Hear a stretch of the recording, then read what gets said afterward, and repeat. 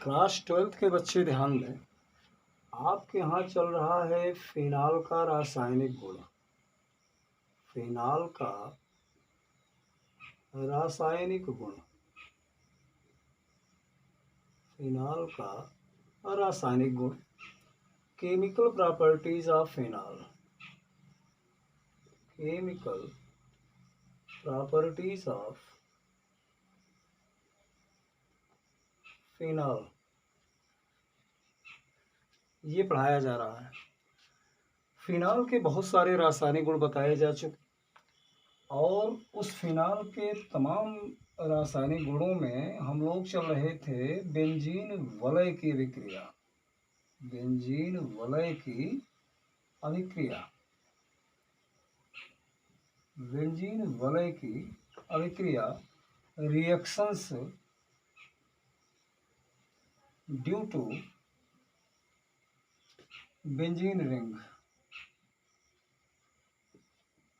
ये पढ़ाया जा रहा था। बेंजीन वलय की अभिक्रिया जिसमें बहुत सारे रिएक्शन बता दिए गए, लेकिन आज हम जिस रिएक्शन की बात करेंगे वास्तव में फिनाल का वो परीक्षण भी होता है और बहुत ही इम्पोर्टेंट रिएक्शन जिसका नाम है लीबरमान नाइट्रोसो अभिक्रिया। लीबरमान नाइट्रोसो अभिक्रिया मोस्ट इम्पॉर्टेंट अभिक्रिया। LIE लीबरमान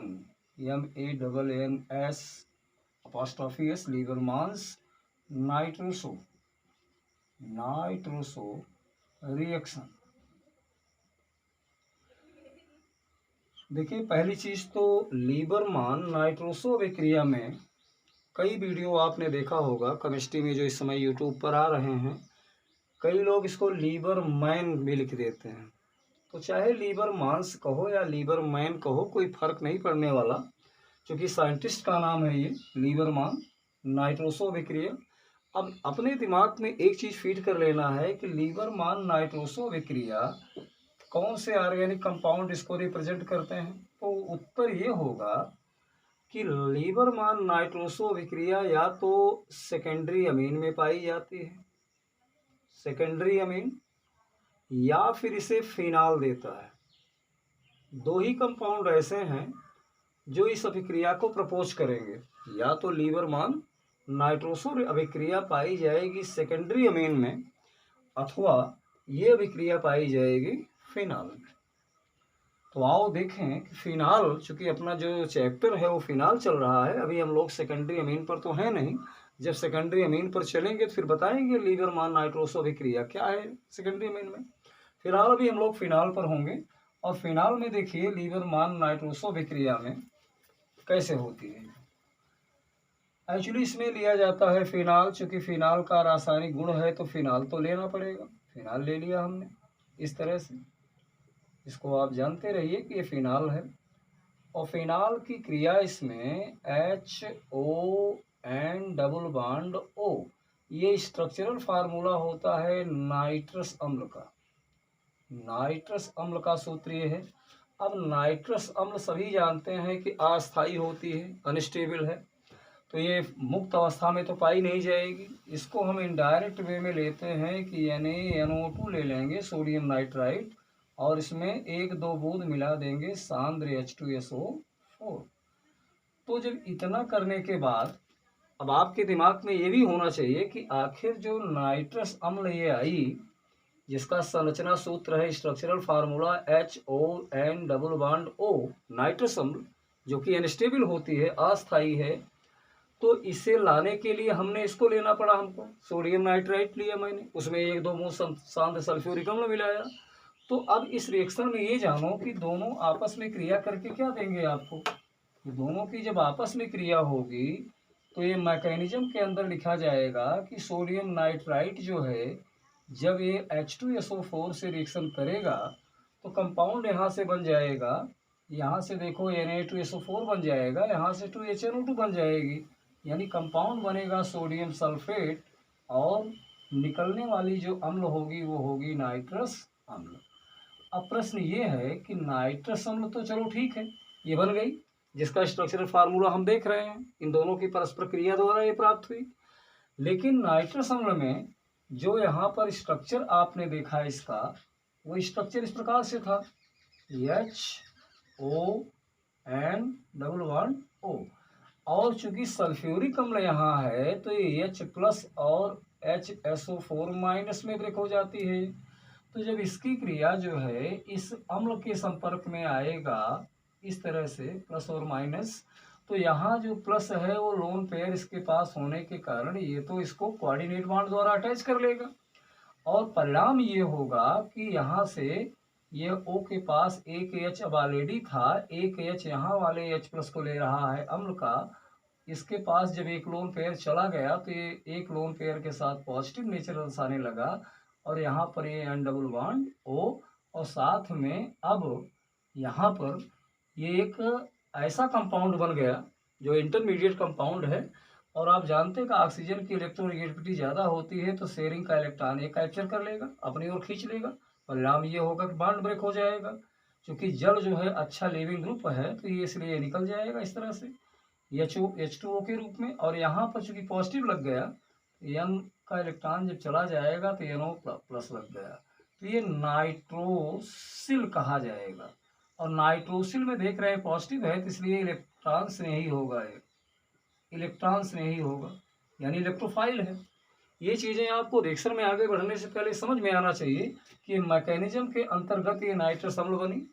नाइट्रस अम्ल में ऑक्सीजन पर लोन पेयर होगा, यहाँ ऑक्सीजन परमाणु पर ये सल्फ्यूरिक अम्ल से प्राप्त H+ आयन को ग्रहण करेगा, इस प्रकार से इंटरमीडिएट कंपाउंड बनेगा। चूंकि जल यहाँ साफ दिख रहा है H2O अच्छा लिविंग ग्रुप है, अच्छा लिविंग ग्रुप है तो यहाँ से इलेक्ट्रॉन पेयर को लेकर के निकल जाएगा, और जब इलेक्ट्रॉन पेयर इसकी तरफ गए तो N पर क्या लग जाएगा, पॉजिटिव, और ये बन गया नाइट्रोसिल। और नाइट्रोसिल पर इसको हम इलेक्ट्रॉन से नहीं क्यों मानते हैं, क्योंकि इसको हम N पर पॉजिटिव है, जितनी पॉजिटिव प्रजाति होती हैं वो ये सभी क्या हैं, इलेक्ट्रोफाइल्स हैं। तो ये आपको रिएक्शन में आगे बढ़ने के पहले ये मैकेनिज्म समझ में लेना चाहिए कि नाइट्रोसिल को एक्चुअली नाइट्रोसोनियम आयन भी पढ़ते हैं, इसके दो नाम हैं, इसको हम लोग नाइट्रोसोनियम आयन, इसको इस नाम से भी जाना जाता है, नाइट्रोसोनियम आयन भी इसको पढ़ा जाता है। तो इस प्रकार से कंफर्म है कि अब फिनाल पर जो है, यहाँ पर जो हाइड्रोजन होगी आर्थो हाइड्रोजन होगी, यहाँ पर जो हाइड्रोजन होगी पैरा की हाइड्रोजन होगी, परिणाम ये होगा कि यहाँ से HSO4- मिल रहा है जो नाभिक स्नेही है, और फिनाल में होने वाली जितनी अभिक्रियाएं हैं वे सब क्या होती हैं, इलेक्ट्रॉन स्नेही प्रतिस्थापन अभिक्रिया होती है, यानी इलेक्ट्रोफाइल अटैक करते हैं वहाँ। तो इलेक्ट्रोफाइल अटैक करेगा इसका मतलब NO+ जाएगा यहाँ पर अटैक करने के लिए, जब NO+ जाएगा तो बेसिकली जाएगा तो आर्थो पर भी जाएगा, वो पैरा पर भी। लेकिन मैंने आपको बताया था कि जो पैरा पोजीशन होती है वो क्या होती है, उस पर हाइंड्रेंस कम होता है, यानी त्रिविम बाधा प्रभाव कम होता है, इसलिए NO के ज़्यादा जुड़ने की संभावना कहाँ होगी, पैरा पोजीशन पर होगी, आर्थो पर कम मात्रा में। तो इस प्रकार से कंपाउंड जो आपके पास बना, अब इसको मैकेनिज्म में जानते रहिए कि अटैकिंग जो आपका रिएजेंट होगा वो कौन होगा, नाइट्रोसोनियम आयन, और बेसिकली अब वो कहाँ जाने वाला है, इस पर। तो यहाँ से जब ये निकलेगा तो H+ और OH- ये बॉन्ड ब्रेक हो जाएगा इस प्रकार से, तो जल यहाँ से निकल जाएगा। तो यहाँ तीर के नीचे आप जल का निष्कासन दिखा दें, और अब NO+ जो है वो पैरा पोजीशन पर जुड़ेगा, इसको यहाँ से इस तरह लिखने का कोई मतलब नहीं है, अंडरस्टूड है। इस प्रकार से यहाँ से ये कंपाउंड जो आपका बना अब वो होगा OH यहाँ पर, और यहाँ से N_O, इसको कहते हैं पैरा नाइट्रोसोफेनॉल, पैरा नाइट्रोसोफेनॉल बना। अब जब पैरा नाइट्रोसोफेनॉल बन गया तो यहाँ पर 1 और 4 की पोजीशन पैरा, NO को कहते हैं नाइट्रोसो, फिनाल के अंदर है तो पैरा नाइट्रोसोफेनॉल बना।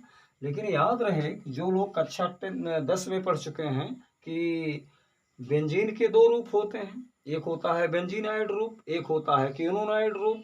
तो क्लास 10th की चीज़ें वो एक बार फिर से टाटोमेरिक फॉर्म में आ जाएगा, और इस कंपाउंड में देखिए स्ट्रक्चर इसका फिनाल का इस तरह से आप लिख सकते हैं, ये बॉन्ड इस तरह से, क्योंकि ऑक्सीजन पर मैंने बताया था लोन पेयर होता है, फिनॉक्साइड आयन बनता है, जिसके कारण स्ट्रक्चर इसका इस तरह हो जाएगा। और ये डबल बॉन्ड के साथ ये एन पर आ जाएगा O और H, इस प्रकार से। यानी कुल मिलाकर के इसका नाम हो जाएगा पैरा क्विनान मोनो ऑक्सिन। वास्तव में पैरा एसिनाइट्रो रूप है इसका, यानी ये बेंजीनाइड रूप है और ये क्विनोनाइड रूप है। बहुत ज़्यादा डिटेल जाने की आवश्यकता नहीं। अब आगे इस कंपाउंड पर अगर हम आगे रिएक्शन करा दें फिनाल से, फिर से फिनाल ले लें और फिनाल के साथ साथ हम क्या ले लें, H2SO4 सल्फ्यूरिक अम्ल ले लें, तो कंफर्म है कि यहाँ पर जो कंपाउंड इसमें से क्या निकलने वाला है, चूंकि सल्फ्यूरिक अम्ल अब केवल ये रूप इसका भाग लेगा आगे रिएक्शन में, जो फिनाल से आगे क्रिया करेगा तो यहाँ से जल निकल जाएगा, H2O का निष्कासन होगा। कारण कि मैंने शांत सल्फ्यूरिक अम्ल ले रखा है जो कि नेजली कारक है, और फिनाल का जो रूप होगा अनुनादी रूप वो इसके साथ रिएक्शन कर लेगा। परिणाम ये होगा कि एक कंपाउंड बन जाएगा इसमें इस तरह से एक कंपाउंड बनेगा जिसमें ऑक्सीजन पर पॉजिटिव नेचर, इस पर हाइड्रोजन होगा, यहाँ पर आपकी नाइट्रोजन आ जाएगी और इधर फिनाल का ये दूसरा रूप। इस तरह से जो ये फिनाल लिया गया यहाँ पर स्ट्रक्चर में हो गया। इसको इस टाइप से लिख सकते हैं HSO4, क्योंकि सल्फ्यूरिक एसिड है तो इसमें HSO4 माइनस भी रहेगा। इसका नाम होता है इंडोफिनाल हाइड्रोजन सल्फेट, इंडोफिनाल हाइड्रोजन सल्फेट। और जब ये इंडोफिनाल हाइड्रोजन सल्फेट बनेगा तो इसका गहरा नीला हरा रंग आएगा, गहरा नीला हरा रंग होता है। चूंकि ये पॉजिटिव आयन नेगेटिव आयन दो रूपों में है तो गहरा नीला हरा रंग इसका होगा इंडोफिनाल हाइड्रोजन सल्फेट का। अब जब इंडोफिनाल इसका ये हरा रंग हुआ तो आप इसको देखिए, सबसे पहले फिनाल का रंग कैसा था, मैंने बताया था भौतिक गुण में रंगहीन होता है ये, वो तो वायु के संपर्क में आने पर गुलाबी हो जाता है।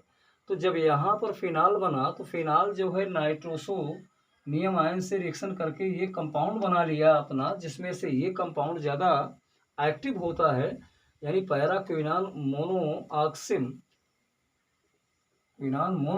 बना।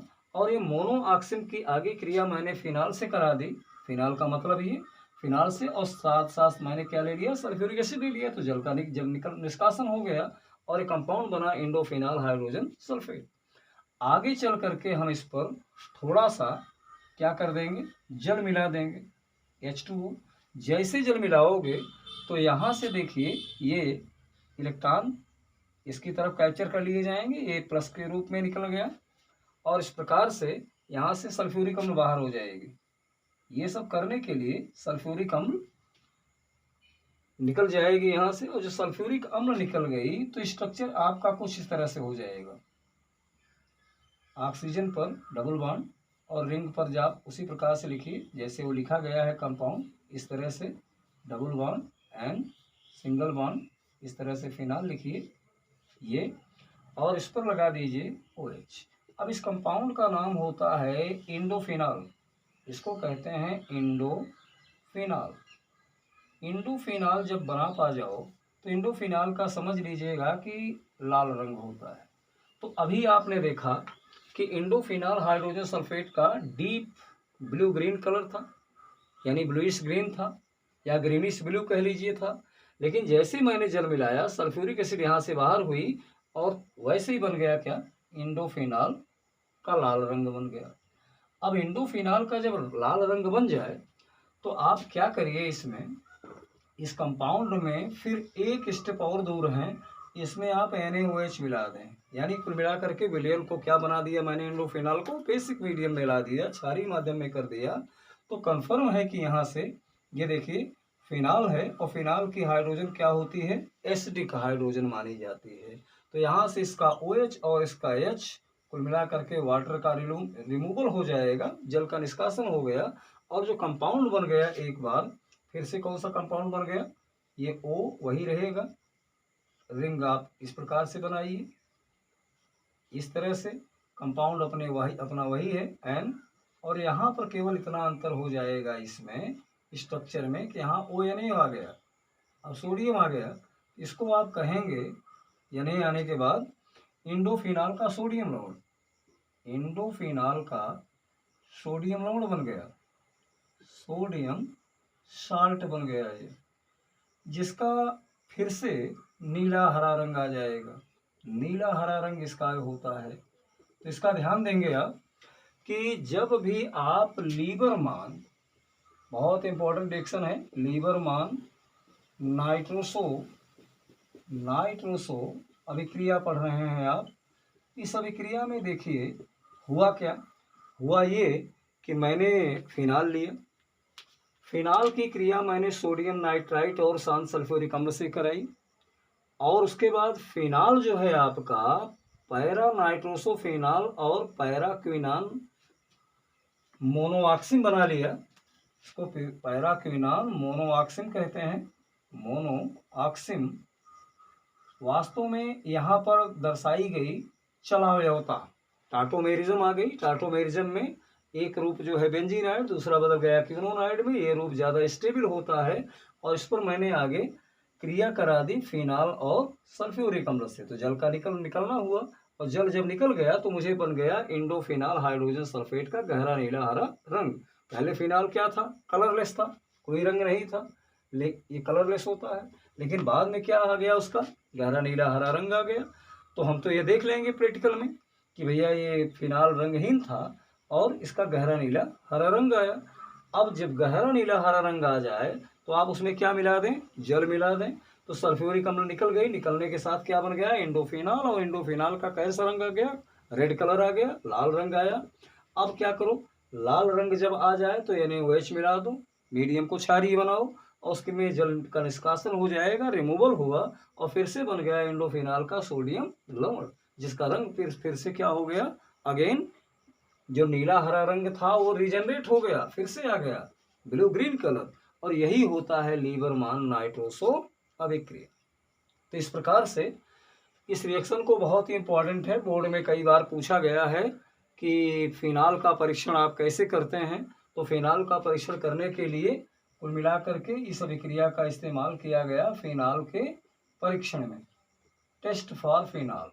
तो फिनाल के परीक्षण में हम लोग लीबरमान नाइट्रोसो रिएक्शन करवाते हैं, जो कि आपके बोर्ड स्क्रीन पर ही लिखा हुआ है, इसको स्क्रीनशॉट लेकर के, जो कि बहुत इंपॉर्टेंट रिएक्शन है। और हम लोग चलें अब रिएक्शन के अगले टर्म पर, और अब हम स्टार्ट करते हैं फिनाल के अन्य रासायनिक गुण। फिनाल के अभी और रासायनिक गुण हैं, जिसमें से अब इसमें सबसे महत्वपूर्ण है ऑक्सीकरण, सबसे महत्वपूर्ण होगा इसमें अब ऑक्सीकरण। तो आज ऑक्सीकरण में देखें कि ऑक्सीकरण में क्या हो सकता है। ऑक्सीकरण, ये क्लास 11th में ऑक्सीकरण अब चेन चैप्टर पढ़ चुके हैं, ऑक्सीडेशन, ऑक्सीकरण। एक चीज आपके दिमाग में होगा, मैंने लिखवाया है कि फिनाल वैसे तो रंगहीन होता है, लेकिन वायु के संपर्क में आने पर क्या होता है, उसका ऑक्सीकरण हो जाएगा, और ऑक्सीकरण अगर हो गया तो वो चेंज हो जाएगा, उसका रंग पिंक कलर में, यानी गुलाबी रंग हो जाएगा। तो आओ देखें कैसे होता है ये तो अपना रहा फिनाल, इस तरह से फिनाल का स्ट्रक्चर यही है, और फिनाल को मैंने वायु में खुला छोड़ दिया, सूर्य के प्रकाश में, सूर्य के प्रकाश में मैंने इसको खुला छोड़ दिया, तो उसमें ये होगा कि इस प्रकार से यहाँ जो कंपाउंड बनेगा वो इस प्रकार से होगा, यहाँ पर डबल बॉन्ड ऑक्सीजन, यहाँ पर भी डबल बॉन्ड ऑक्सीजन। इसका मतलब ये हुआ कि यहाँ की हाइड्रोजन गई होगी तो डबल बॉन्ड लग गया इस पर स्ट्रक्चर में, और पैरा पोजीशन की हाइड्रोजन जाएगी तो यहाँ भी डबल बॉन्ड लग गया। इसको कहते हैं पैराबेंजोक्विनॉन। इस कंपाउंड का नाम याद रखें, पैराबेंजोक्विनॉन होता है। और पैराबेंजोक्विनॉन जब ये बन जाए तो आगे इसको, वैसे कुछ बच्चे इस दिमाग में होगा कि वास्तव में फिनाल तो आर्थो पैरा डायरेक्टिंग ग्रुप था, यानी आर्थो पर भी जा सकता था, ऑक्सीजन तो जाता है, क्लियर है, लेकिन आर्थो से कहीं ज़्यादा स्टेबल फॉर्म कौन सा होता है, पैरा वाला, तो इसलिए पैरा कंपाउंड को हमने लिखा। तो पैरा कंपाउंड पैराबेंजोक्विनॉन जब बन जाए तो आप इसमें फिनाल का आधिक्य कर दीजिए, यानी एक्सेस अमाउंट में मिला दो, ज़्यादा मात्रा में फिनाल को, फिनाल से रिएक्शन है, फिनाल को और ऐड कर दो। तो जब फिनाल को ऐड कर दोगे तो इसको थोड़ा सा इस तरह दिखाना पड़ेगा हमको कि इसको इस प्रकार से स्ट्रक्चर दिखा दीजिए, इसी को फ्लैट करके। वही स्ट्रक्चर है, इसमें कोई समस्या नहीं है। इस प्रकार से ऑक्सीजन और यहाँ पर भी ऑक्सीजन। तो क्या होगा कि यहाँ पर HOC6H5 आपने फिनाल मिलाया तो यहाँ पर ये हाइड्रोजन बॉन्डिंग हो जाएगी। यहाँ पर भी फिनाल अगर हम मिलाएंगे C6H5 को अगर मिलाया गया OH को, तो यहाँ से ये हाइड्रोजन बॉन्डिंग बना लिया। तो कहने का मतलब ये कंपाउंड जो आपका बन गया हाइड्रोजन बॉन्डिंग के पश्चात, ये बन गया फिनोक्विनॉन। फिनोक्विनॉन बन जाएगा, फिनोक्विनॉन बन गया। अब बेंजोक्विनॉन चेंज हो गया फिनोक्विनॉन में। अब इसमें हुआ क्या होगा, हुआ ये कि आधिक में जैसे मैंने फिनाल मिलाया तो इस स्ट्रक्चर के साथ फिनाल ने क्या किया, हाइड्रोजन बॉन्ड बना लिया। क्लास 11th में hydrogen bonding, chemical bonding chapter में पढ़ चुके होंगे। तो हाइड्रोजन बॉन्ड जब ये बना लेगा तो ये कंपाउंड हो गया फिनोक्विनॉन, जिसका कैसा रंग होता है, गुलाबी रंग, इसका पिंक कलर होता है। जबकि ये फिनाल कैसा था, रंगहीन था। लेकिन इसका मतलब वायु ने क्या कर दिया, उसको ऑक्सीकृत कर दिया, ऑक्सीडाइज कर दिया। जब ऑक्सीडाइज करेगा then you get parabenzoquinone and phenoquinone. Therefore our phenol converted into pink colour. इस प्रकार से ये ऑक्सीडेशन होगा। कभी कभी ये पूछा जा सकता है कि मान लो मैं ऑक्सीजन न लूँ, सूर्य का प्रकाश न लूँ और यहाँ पर CrO2Cl2 कर दूँ। क्रोमिल क्लोराइड, क्रोमिल क्लोराइड एक ऑक्सीकारक है। अगर आपने क्रोमिल क्लोराइड ले लिया यहाँ पर तो कुल मिला करके बनने वाला कंपाउंड यही होगा, फिनोक्विनॉन ही बनेगा। अर्थात फिनाल का रंग फिर भी क्या हो जाएगा, गुलाबी। इस प्रकार से ऑक्सीडेशन का ये पहला नंबर था, जब आपने देखा कि फिनाल का रंग कैसे चेंज हुआ। लेकिन ऑक्सीडेशन और भी होता है। जैसे मान लीजिए मैंने यहाँ पर इस प्रकार से ले लिया phenol, second number oxidation number का फिनाल मैंने लिया और फिनाल को मैंने नेसेंट ऑक्सीजन, नवजात ऑक्सीजन दे दी। और नवजात ऑक्सीजन कौन देगा, K2H2O8। इसको क्या बोलेंगे, पोटेशियम पर डाई सल्फेट। इसका नाम है पोटेशियम पर डाई सल्फेट। इसका याद रखिए, इस कंपाउंड का नाम पोटेशियम पर डाई सल्फेट होता है और ये एक ऑक्सीकारक होता है। तो जब ऑक्सीकारक इस पर अटैक करेगा तो कन्फर्म है कि अपने पास दो कंपाउंड बनेंगे। एक तो कंपाउंड होगा जब इस पे यहाँ से आर्थो पोजीशन पर OH लगेगा। भाई ये ऑक्सीजन अगर आर्थो पे गया तो यहाँ तो ऑलरेडी ये ही है, OH के फॉर्म में आ जाएगा। इसी प्रकार से एक कंपाउंड यहाँ पर बन जाएगा एक और, जिसको बताए थे कि OH और OH अगर आर्थो पोजीशन पर लग गए तो इसको हम क्विनाल भी बोलते हैं, क्विनाल। और इसको 1,4 हाइड्रॉक्सी फिनाल भी बोला जाएगा, फिनाल। तो कुल मिलाकर के मुख्य रूप से तो ये बनेगा, मुख्य रूप यानी मेन प्रोडक्ट अपना ये होगा। ये तो साइड प्रोडक्ट बनेगा, इसकी मात्रा कम होती है। तो इसको हम फिनाल नहीं बल्कि क्विटिकाल कहते हैं, क्विनाल, कैटिकाल इसका नाम होता है, कैटिकाल। जबकि क्विनाल ये होता है, इस कंपाउंड को हम लोग क्विनाल भी बोलते हैं, क्विनाल। तो क्विनाल और कैटिकाल बन जाएंगे। इसका नाम IUPAC में 1,4 हाइड्रॉक्सी फिनाल भी कह सकते हो, जो मेन कंपाउंड होगा। वैसे इसका कॉमन नेम क्या है, क्विनाल है, और इसका क्या नाम है, कैटिकाल है। तो कैटिकाल यहाँ अल्प मात्रा में बनेगा, लिटिल अमाउंट में, जबकि आपका मेजर प्रोडक्ट होगा। इस प्रकार से ध्यान दें कि ऑक्सीडेशन ऐसा भी होता है। और ऑक्सीडेशन के लिए अगर कहीं मैं फिनाल को यहाँ, इस फिनाल को अगर मैं 9 नवजात ऑक्सीजन दे दूं, जो कि मिलेगा क्षारीय पोटेशियम परमैंगनेट में, क्षारीय के MnO4 में मिलेगा, तो कन्फर्म है कि इसमें जो कंपाउंड बनेगा वो होगा COOH, CHOH, CHOH, COOH, यानी मेसो टार्टरिक अम्ल बन जाएगा। मेसो टार्टरिक अम्ल, ये वही टार्टरिक अम्ल है जो कि इमली में पाई जाती है। और टार्टरिक एसिड देख रहे हैं कि डाई डाई मोनोकार्बोक्सिलिक एसिड हुआ करती है, और उसके बाद इसमें से 2CO2 कार्बन डाइऑक्साइड निकल जाते हैं। कुल मिलाकर के फिनाल में कितने कार्बन हुआ करते हैं? 6। 6 में से कितने कार्बन यहाँ इंक्लूड हो गए? 4।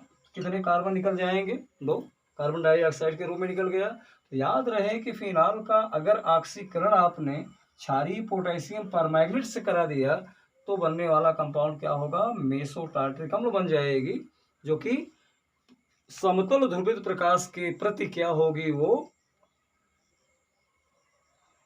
नॉन रिएक्टिव होगी। इसका मतलब ये हुआ कि ध्रुवण घूर्णक रूप नहीं होगी, यानी डी और एल में कन्वर्ट नहीं करेगी। तो इस प्रकार से मेसो टार्टरिक अम्ल अपने आप में जब प्रकाशिक समझौता बताएंगे ऑप्टिकल आइसोमेरिज्म, तो ये बात को डिक्टेट किया जाएगा कि मेसो टार्टरिक अम्ल समतल ध्रुवित प्रकाश के प्रति अक्रिय है, क्यों?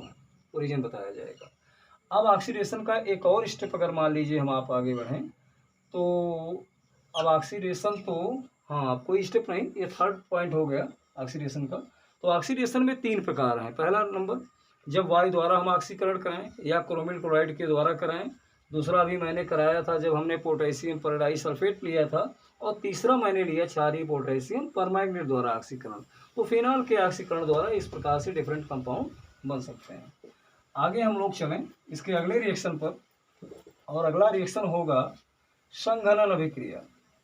संघनन इंपॉर्टेंट अभिक्रिया ये भी है, संघनन अभिक्रिया, जिसको हम लोग कहते हैं condensation reaction. Condensation reaction, condensation reaction क्या है? संघनन अभिक्रिया। संघनन अभिक्रिया में ये होगा कि मान लीजिए अपने पास इस प्रकार से फिनाल है, और फिनाल की क्रिया हम कराने जा रहे हैं एसीटोन से, CH3 डबल बॉन्ड O। ये कंपाउंड अपना होगा एसीटोन। अब एसीटोन की क्रिया हम कराने जा रहे हैं फिनाल के 2 अणुओं से। यहाँ फिनाल के 2 अणु लेने पड़ेंगे। इसको फ्लैट स्ट्रक्चर लिखिए, और जानते हो पैरा पोजीशन पे हाइड्रोजन होगा फिनाल के। इस तरह कंडीशन देखिए, ये पैरा पोजीशन के हाइड्रोजन मैंने बाहर दिखा दिए। बाकी है ये फिनाल के कितने अणु हैं? 2। फिनाल के 2 अणु लिया गया, 2 मॉलिक्यूल्स ऑफ फिनाल लेना पड़ेगा, और इस रिएक्शन को कराया जाएगा सांद्र HCl की प्रेजेंस में। सांद्र HCl की प्रेजेंस में सांद्र HCl भी क्या करेगी? यहाँ से हाइड्रोजन को लेगी और यहाँ से ऑक्सीजन को लेगी, जल का निष्कासन कर देगी, और जब जल निकल जाएगा तो शेष कंपाउंड को आप अटैच कर लो। ये हो गया CH3, ये हो गया CH3, यहाँ हो गया आपकी बेंजीन रिंग, और बेंजीन रिंग से फिनाल के 2 मॉलिक्यूल जुड़ जाएंगे। फिनाल के 2 मॉलिक्यूल्स आपस में ये देखिए अटैच हो गए। इस तरह फिनाल के 2 मॉलिक्यूल आपस में अटैच हो गए। साथ साथ क्या निकला? इसमें जल निकला। तो आप इसमें प्लस H2O भी लिख सकते हैं। इधर इधर ये हो गया बिस्फेनॉल A, इसको कहते हैं बिस्फेनॉल A। ये नामक कंपाउंड बन गए। आगे चल करके इन कंपाउंडों की चर्चा होगी। तो फिलहाल आप ये जानते रहिए कि जब हम एसीटोन की क्रिया सांद्र HCl की उपस्थिति में फिनाल के 2 अणुओं से कराते हैं तो मुझे एक संघनन उत्पाद बनता है, कंडेंसेशन प्रोडक्ट बना, जिसका नाम है बिस्फेनॉल A। इसी प्रकार की एक संघनन अभिक्रिया जो बहुत ही इंपॉर्टेंट है, जिसको लेडरर मानसे नामक वैज्ञानिक ने दिया था। एक संघनन अभिक्रिया का नाम लेडरर मानसे अभिक्रिया भी है। लेडरर मानसे अभिक्रिया में ये भी एक संघनन अभिक्रिया है। संघनन अभिक्रिया होगी, लेकिन इस अभिक्रिया को देने वाला, इस कंडेंसेशन रिएक्शन को प्रपोज करने वाला साइंटिस्ट कौन था? लेडरर मानसे। इसलिए अभिक्रिया का नाम बोला जाता है लेडरर मानसे। और इस अभिक्रिया में, संघनन अभिक्रिया में हम बैकेलाइट का निर्माण करेंगे। बैकेलाइट, जिसका नाम बहुत ही फेमस है, बैकेलाइट। बैकेलाइट एक ताप दृढ़ प्लास्टिक होता है, ताप दृढ़ प्लास्टिक होता है। अब ताप दृढ़ प्लास्टिक क्या है, जिसको अंग्रेजी में क्या बोला जाएगा? Thermosetting plastic. थर्मोसेटिंग प्लास्टिक होता है, थर्मोसेटिंग प्लास्टिक है। अब इस प्लास्टिक को कितनी भी ऊंचाई से गिरा दें ये ब्रेक नहीं होगा, और अगर एक बार ब्रेक हो गया तो फिर रीजनरेट नहीं होगा। तो बैकेलाइट जो है बहुत इंपॉर्टेंट है, हार्डनेस प्लास्टिक होता है। अब ये कैसे बनेगा, इसको बनाने का काम लेडरर मानसे ने किया, और कैसे किया ये देखिए इस प्रकार से। एक्चुअली इसमें लिया जाता है फॉर्मेल्डिहाइड को। फॉर्मेल्डिहाइड का फार्मूला आगे आपको चैप्टर पढ़ना है, फॉर्मेल्डिहाइड और एसिटाल्डिहाइड, इसलिए फॉर्मेल्डिहाइड का फार्मूला जानते रहिए SCHO। और फॉर्मेल्डिहाइड को जो है हम रिएक्शन कराने जा रहे हैं फिनाल से, क्योंकि फिनाल के कार आसानी गुण चल रहा है, तो फिनाल से क्रिया होगी। और फिनाल से जब क्रिया करेगा तो या तो अम्लीय माध्यम होगा या फिर क्षारीय माध्यम, इसमें कोई प्रॉब्लम नहीं है। तो याद रहे कि लेडरर मानसे अभिक्रिया में फॉर्मेल्डिहाइड रिएक्ट करने वाला है किससे, फिनाल से। अब आप जानते हो कि इस ये जो है फिनाल ये आर्थो और पैरा डायरेक्टिंग होता है। यहाँ से CH2O और कहीं से भी H ले लेगा, चाहे आर्थो से लेगा चाहे पैरा से, तो कंपाउंड आपके पास दो यहाँ जनरेट हो जाएंगे। एक तो फिनाल, इसके बाद इधर ये CH2OH आ जाएगा, ये आपका आर्थो हाइड्रोक्सी बेंजील अल्कोहल। और दूसरा जो है एक कंपाउंड बन जाएगा इधर ये पैरा पोजीशन वाला, यहाँ पर OH, अब CH2OH यहाँ लग गया। देखो CH2O तो ये अपने आप में था, इतना पोर्शन CH2O था, लेकिन कहीं अगर यहाँ की हाइड्रोजन को उसने ले लिया तो CH2O के पास H जुड़ गया, हो गया CH2OH। तो ये आर्थो कंपाउंड होगा जबकि ये पैरा कंपाउंड होगा, बनने वाले प्रोडक्ट दोनों होंगे। तो क्या होता है आगे, जब बैकेलाइट बनता है तो ये दोनों आपस में रिएक्शन करते रहते हैं।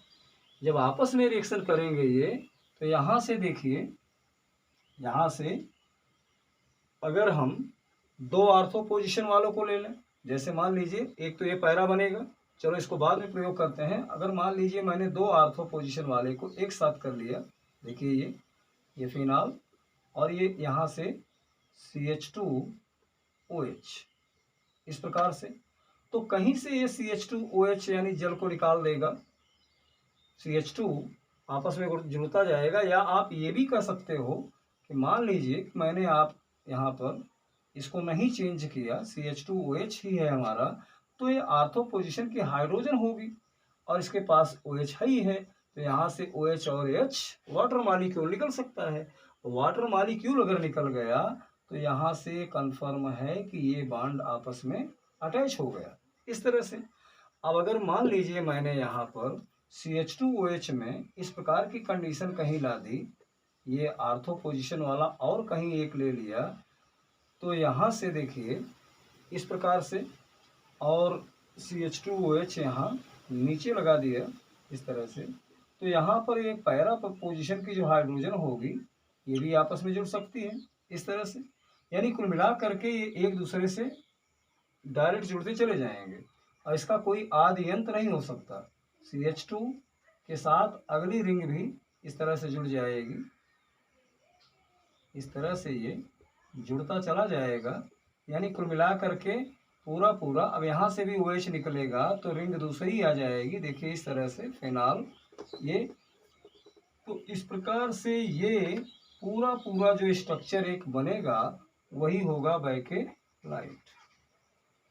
इस स्ट्रक्चर को अगर बनाया जाए तो पूरा बोर्ड भर जाएगा, लेकिन आदि और अंत नहीं है, क्योंकि ये बहुत सारे आर्थो और पैरा जो बन रहे हैं वो आपस में इस तरह से अटैच होते हुए चले जाएंगे, हर जगह CH2 के साथ अगली रिंग जुड़ती चली जाएगी। इस तरह कंडीशन ये होगी इसमें कि बैकेलाइट का निर्माण हो जाएगा। यही अभिक्रिया कहलाती है, लेडरर मानसे अभिक्रिया होती है।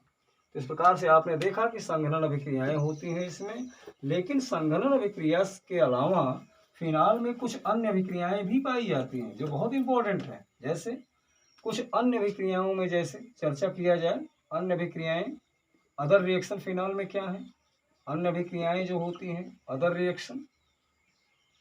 रिएक्शन में सबसे पहले तो एक रिएक्शन ये होगा कि जब हम पहला नंबर अदर रिएक्शन में आप इस कंपाउंड को अच्छी तरह देखें कि इस प्रकार से अगर एक कंपाउंड लिखा जा रहा है तो कौन सा कंपाउंड हो सकता है।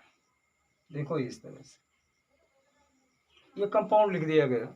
दरअसल ये थायरिक एनहाइड्राइड है, थायलिक एनहाइड्राइड है।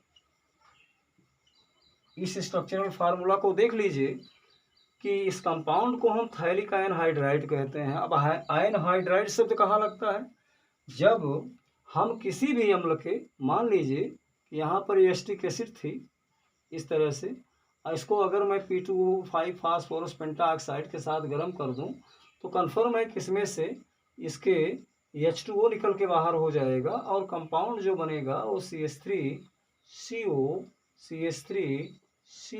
होल ट्वाइस O बन जाएगा और H2O निकल जाएगा। इस प्रकार से इसको कहते हैं एसिटिक एनहाइड्राइड, एसिटिक एनहाइड्राइड। तो हाइड्राइड बनते कहाँ से हैं, हाइड्राइड बनते हैं मोनोकार्बोक्सिलिक अम्लों से, मोनोकार्बोक्सिलिक अम्लों से एनहाइड्राइड का फॉर्मेशन संभव है। इस प्रकार से ये थायरिक एनहाइड्राइड है, थायरिक अम्ल से बनाया गया होगा इसी प्रकार से। तो एनहाइड्राइड जब आप लेंगे थायरिक एनहाइड्राइड तो इसकी क्रिया फिनाल से करा दो। अब फिनाल को आप पैरा पोजीशन में, पैरा डायरेक्टिंग ग्रुप होता है तो फिनाल को ऐसा भी लिखा जा सकता है, इस तरह से फ्लाइट स्ट्रक्चर इसका दिया जा सकता है। ये फिनाल के कितने अणु हो गए, 2 अणु हो गए। फिनाल के 2 मॉलिक्यूल्स आपको लेना पड़ेगा इसमें और इसको क्रिया करानी पड़ेगी सांद्र H2SO4 से, सांद्र सल्फ्यूरिक अम्ल से। तो वही होगा जैसे अभी एक अभिक्रिया में हुआ था, जल निकल गया तो फिनाल के दोनों पैरा पोजीशन वाले दोनों H मिल करके ऑक्सीजन को इसका ले लेंगे, ग्रहण करेंगे और ये जल का अगर निष्कासन हो गया तो सल्फ्यूरिक अम्ल तो जानते हैं निर्जलीकारक होती है, जल को रिमूव करा देगी वो। तो जब जल को रिमूव करा दिया तो शेष कंपाउंड को आप ऐड कर लें, जो बना हुआ है उस कंपाउंड को आप ऐड करें इस प्रकार से ये। और अब तो ये दोनों जो स्ट्रक्चर हैं यहाँ से कौन जुड़ने वाला है, फिनाल।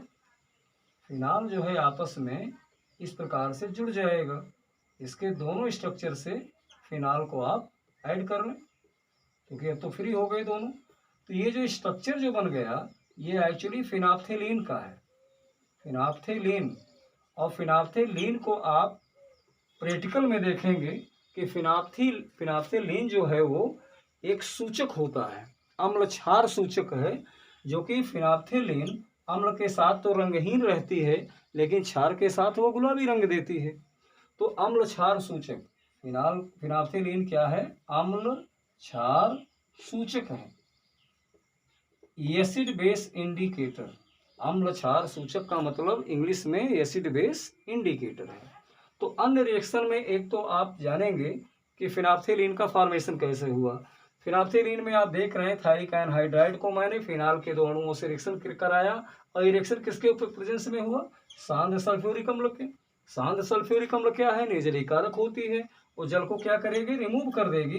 तो शेष कंपाउंड अपने पास बचेगा फिनाप्थेलीन। और फिनाप्थेलीन क्या है, अम्ल क्षार सूचक होता है जो एसिड के साथ कलरलेस होगी और बेस के साथ पिंक कलर प्रोवाइड करेगी। इस तरह से आप इसको प्रैक्टिकल में देखेंगे, फिनाप्थेलीन कंपाउंड मोस्ट इंपॉर्टेंट कंपाउंड है।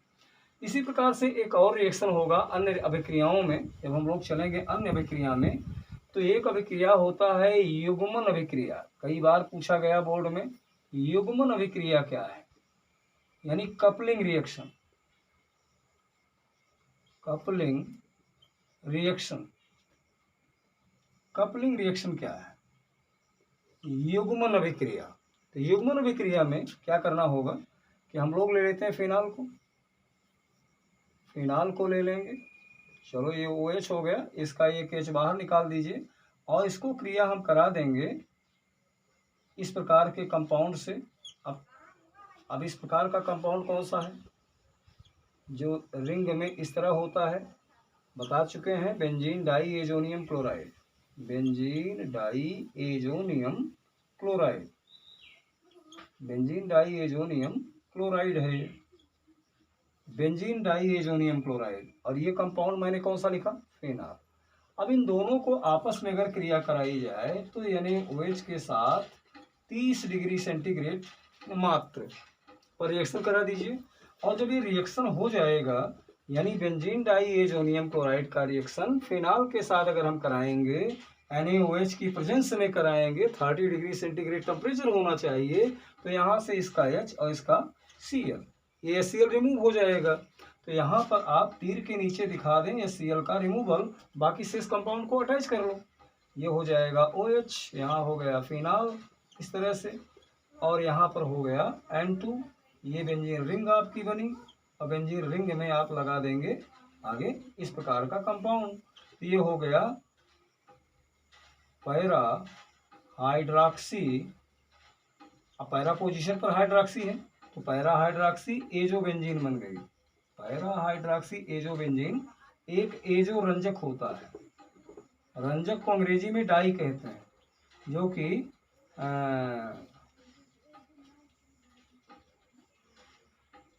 लाल भूरे रंग की यानी रेड ब्राउन कलर्ड जो है ये डाई होती है, रंजक। तो याद रहे कि युग्मन अभिक्रिया में रंजक यानी डाई बनने की संभावना है, जो ऑर्गेनिक डाई होती है जिसका लोग यूज करते हैं बालों में, तो रेड ब्राउन कलर जो है वो इस प्रकार से कपलिंग रिएक्शन में बन सकता है। एक और चलें अदर रिएक्शन में हम लोग, और अदर रिएक्शन में एक और रिएक्शन है जो कि अंतिम रिएक्शन फिनाल का होगा। फिनाल का रासायनिक गुण आज इस वीडियो में समाप्त कर रहे हैं। तो इस प्रकार से हम लेते हैं फिनाल, इस प्रकार से देखिए ले लिया गया फिनाल, और फिनाल की क्रिया हमने करा दी हाइड्रोजन से, यानी हाइड्रोजनीकरण, और निकल की प्रेजेंस में ये 160 डिग्री सेंटीग्रेड टेम्परेचर पर रिएक्शन हो गया। तो आप ये जान लीजिए कि इसको आप ऐसा भी लिख सकते थे, ये भी स्ट्रक्चर किसका होगा, फिनाल का। कोई जरूरी नहीं कि वही वाला सर्किल बनाए बीच में, आप अल्टरनेटिवली सिंगल डबल बॉन्ड भी लिख सकते हैं। तो इस प्रकार से जहाँ एक पाई बॉन्ड ब्रेक होता है 2 सिग्मा बॉन्ड का फॉर्मेशन होता है, इसलिए कुल टोटल 3 पाई बॉन्ड है तो 6 सिग्मा बनेगा, इसलिए हम 6H को ले रहे हैं। तो कंपाउंड में अपने देखो इस तरह की शक्ल आ जाएगी इसमें। अब OH तो रहेगा लेकिन ये तीनों बॉन्ड नहीं रहेंगे, तीनों बॉन्ड की जगह पर क्या आ जाएगी, हाइड्रोजन आ जाएगी, हर जगह एक्स्ट्रा हाइड्रोजन आ गई। इसका हम नाम कहेंगे साइक्लोहेक्सेनॉल, इस कंपाउंड का नाम होगा साइक्लोहेक्सेनॉल, और यह अभिक्रिया कहलाएगी हाइड्रोजनीकरण यानी अंग्रेजी में हाइड्रोजनेशन। ये रिएक्शन होगा हाइड्रोजनेशन किसका, फिनाल का हाइड्रोजनेशन हुआ। तो फिनाल के जितने एरोमेटिसिटी थी यानी एरोमेटिक था, अब वो एरोमेटिक नहीं रह गया, क्योंकि जब डबल और सिंगल बॉन्ड नहीं होंगे तो एरोमेटिक कंपाउंड भी नहीं हुआ, और ये कंपाउंड आपका एलिफेटिक में आ गया और कंपाउंड बन गया साइक्लोहेक्सेनॉल। इस तरह से हम लोगों ने फिनाल के जितने भी रासायनिक गुण थे वो टोटल समाप्त कर लिए। अब अगला चैप्टर, अगला वीडियो ईथर पर बनेगा।